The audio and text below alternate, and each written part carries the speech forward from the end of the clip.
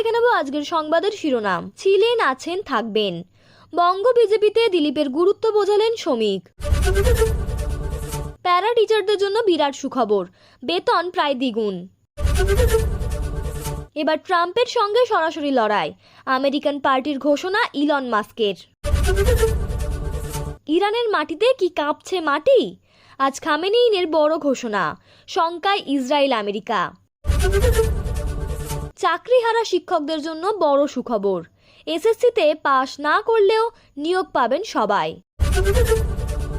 বড় সিদ্ধান্তের পথে নবান্ন, বকেয়া দিয়ে দেওয়ার আগেই বেতন বৃদ্ধি এই সরকারি কর্মীদের।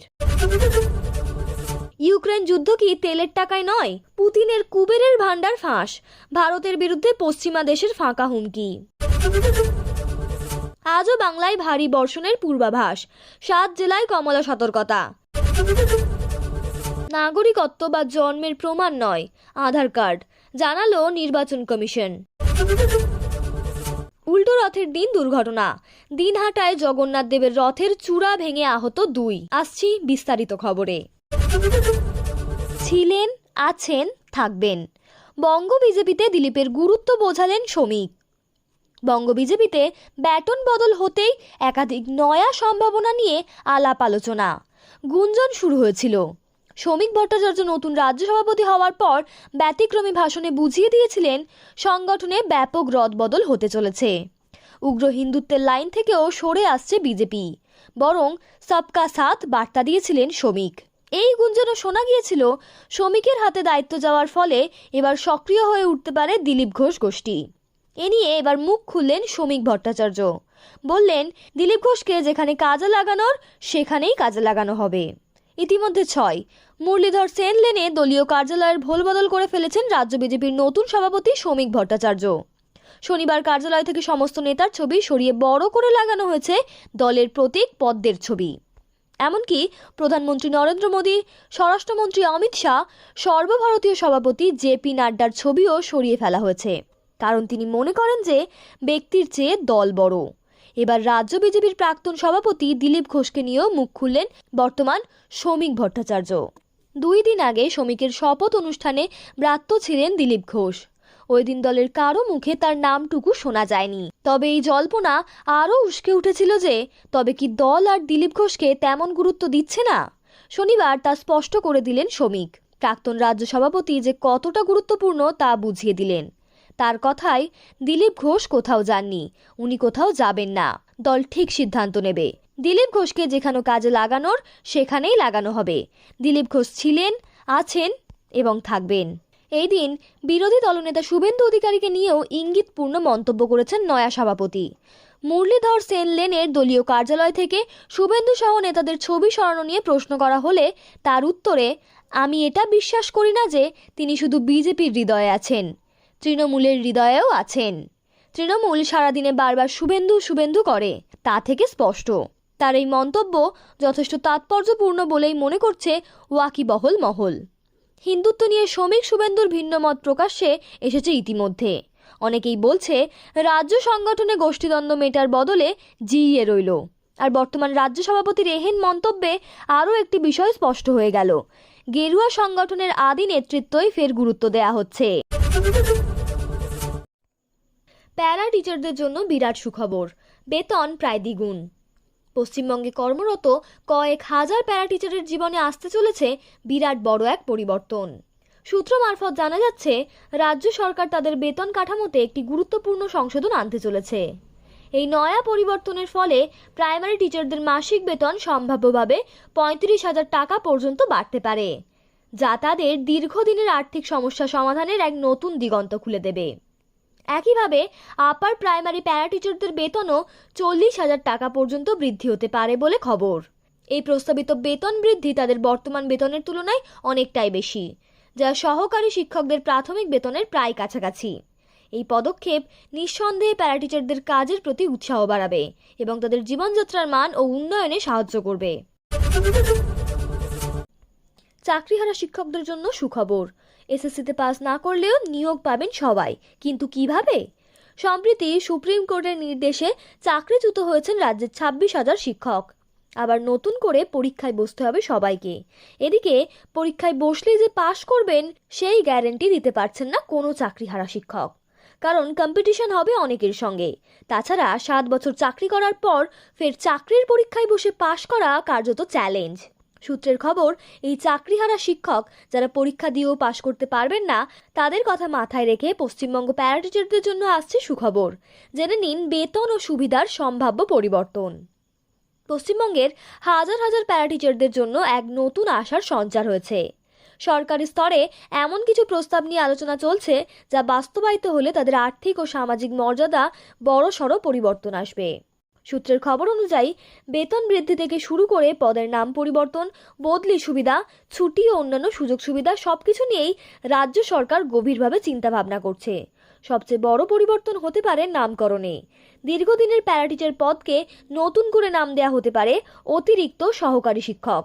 এই পরিবর্তনের পিছনে রয়েছে কৌশলগত চিন্তা। যেহেতু শিক্ষা অধিকার আইনে নতুন করে প্যারাটিচার পদে নিয়োগ বাঁধা রয়েছে, তাই নতুন নাম ব্যবহার করে নিয়োগ চালু রাখা সম্ভব হতে পারে। বিশেষজ্ঞদের মতে 26,000 চাকরিচ্যুত শিক্ষক ও কর্মীদের ফের নিয়োগের রাস্তা খোলা রাখতেই এই পদক্ষেপ। বেতন বৃদ্ধি নিয়ে জল্পনা অনেকদিন ধরেই চলছিল। এবার সেই জল্পনায় নতুন মাত্রা যুক্ত হয়েছে। প্রস্তাবিক বেতন বৃদ্ধি হলে তা হবে প্রায় 3 গুণ। সম্ভাব্য বেতন কাঠামো হতে পারে: প্রাইমারি প্যারাটিচার 35,000 পর্যন্ত, আপার প্রাইমারি প্যারাটিচার 40,000 পর্যন্ত। এই বেতন সরকারি শিক্ষকদের প্রারম্ভিক বেতনের কাছাকাছি, যা দীর্ঘদিনের আন্দোলনের এক বড় অর্জন হতে পারে। বড় সিদ্ধান্তের পথে নবান্ন, বকেয়া ডিএ দেওয়ার আগেই বেতন বৃদ্ধি সরকারি কর্মীদের। ডিএ মামলার শুনানিতে সুপ্রিম কোর্ট রাজ্য সরকারকে মহার্ঘ ভাতার 25% 27 জুনের মধ্যে মেটাতে হবে বলে নির্দেশ দিয়েছিল, কিন্তু পেরিয়ে গিয়েছে সময়সীমা। লড়াই করে আসা কঠিন মামলায় কোনো সুফল মেলেনি। এবার মিলল ভালো খবর, এই সরকারি কর্মীদের বেতন বাড়ছে। এখনো পর্যন্ত বাংলায় সরকারি কর্মীদের বকেয়া মহার্ঘ ভাতা নিয়ে টালবাহাল পরিস্থিতি। এদিকে একদিকে যখন কর্মীরা তাকিয়ে আছেন বকেয়া প্রাপ্তির দিকে, ঠিক তখনই রাজ্য সরকার কয়েক হাজার সরকারি কর্মীর বেতন বাড়ানোর সিদ্ধান্ত নিল। কারা পাবেন বেতন বৃদ্ধির সুখবর? সম্পূর্ণ খবর জেনে নেওয়া যাক বিস্তারিত। দীর্ঘদিন ধরেই রাজ্যের এই সরকারি কর্মীদের মধ্যে থেকে উঠে এসেছে একাধিক অভিযোগ। একাধিক কাজ করলেও বেতনে রয়েছে আকাশ পাতাল পার্থক্য। শুধু বেতন নয়, বঞ্চিত হন অন্যান্য সুযোগ সুবিধা থেকেও। অবশেষে তাদের জন্য সুখবর নিয়ে আসতে চলেছে রাজ্য সরকার। জানা গিয়েছে শীঘ্রই একগুচ্ছ নতুন সুযোগ সুবিধা ঘোষণা করতে চলেছে প্রশাসন। এর মধ্যে সবচেয়ে উল্লেখযোগ্য হলো বেতন কাঠামোয় বড়সড় পরিবর্তন এবং পদের নতুন নামকরণ। আসলে বেশ কয়েকদিন ধরেই এদের দাবি দাওয়া নিয়ে চিন্তা ভাবনা শুরু করেছিল রাজ্য সরকার। প্যারাটিচারদের পদোন্নতি নিয়েও হয়েছিল একাধিক বৈঠক। জানা গিয়েছে খুব শীঘ্রই প্যারাটিচারদের পদের নাম বদল রাখা হতে পারে অতিরিক্ত সহকারী শিক্ষক, এবং স্যালারি নিয়েও হতে পারে বড় উদ্যোগ। বিশেষ সূত্রে জানা গিয়েছে নয়া বেতন কাঠামো অনুযায়ী প্রাইমারি প্যারাটিচারদের সম্ভাব্য বেতন হতে পারে 35,000 টাকা। বেতনেও হবে একাধিক পরিবর্তন। অন্যদিকে আপার প্রাইমারি প্যারাটিচারদের বেতন বেড়ে হতে পারে 40,000 টাকা, যা সহকারী শিক্ষকদের স্টার্টিং স্যালারির প্রায় কাছাকাছি, যার ফলে অনেকটাই ফারাক কমবে সহকারী এবং প্যারা টিচারদের বেতনে। এছাড়াও মহিলা প্যারা টিচারদের জন্য 730 দিনের চাইল্ড কেয়ার লিভের ব্যবস্থা চালু হতে পারে বলে জানা গিয়েছে। শুধু তাই নয়, প্রতিটি স্কুলে স্টাফ কাউন্সিলরের অন্তত একজন প্যারা টিচার সদস্য অন্তর্ভুক্ত করার প্রস্তাব রয়েছে। রাজ্য সরকারের একাধিক উদ্যোগ। মাধ্যমিক এবং উচ্চ মাধ্যমিক পরীক্ষার সময়ও প্যারা টিচারদের পরিদর্শকের দায়িত্ব দেওয়ার কথা ভাবা হচ্ছে। পাশাপাশি তাদের কর্মজীবন নিরাপদ এবং স্থায়িত্ব রাখতে পৃথক সার্ভিস রুল এবং সার্ভিস বুক তৈরি। আজ বাংলায় ভারী বর্ষণের পূর্বাভাস, 7 জেলায় কমলা সতর্কতা। রবিবারও কলকাতা সহ দক্ষিণবঙ্গের জেলাগুলিতে ঝোড়ো বৃষ্টির সতর্কতা জারি করেছে আলিপুর আবহাওয়া দপ্তর। বেশ কয়েকটি জেলায় হতে পারে ভারী থেকে অতি ভারী বৃষ্টি, তবে সোমবার থেকে দুর্যোগের দাপট কিছুটা কমবে।